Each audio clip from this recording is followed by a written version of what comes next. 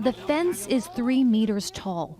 The American soldiers on the other side carry guns. Some Central Americans have made it across and are waiting to be picked up and ask for asylum. But back at the migrants' shelter in Tijuana, Rosa Castillo knows what it's like to try and fail. She's been through all of this before. She says in 2013, gang members burned down her house in Honduras. She fled to the U.S., where she was detained for more than a year as she waited for an answer to her asylum claim.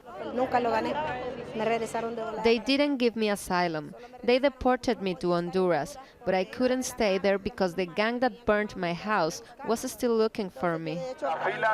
So she immediately left Honduras again, and for the last 5 years has been living in Monterrey, Mexico, where she cleans houses. She says she joined the Caravan, hoping the U.S. would open its borders to a group of so many, but she was wrong.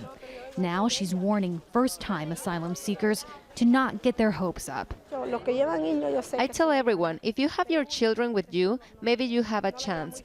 But if you're an adult by yourself, you won't make it. At a base camp at the foot of the U.S. border wall, most people here say they would rather not try to cross the border illegally. They prefer to endure the months-long wait it takes to submit an asylum claim at an official U.S. port of entry. But as that wait grows, so too does the desperation.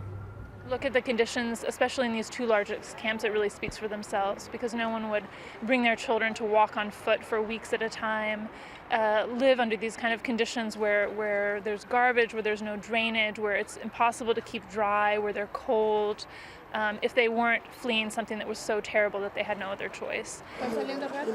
For Rosa Castillo, now there is only one choice. She'll have to stay in Mexico.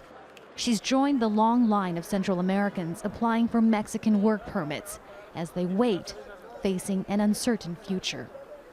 Heidi ZHOU-CASTRO, Al Jazeera, Tijuana, Mexico.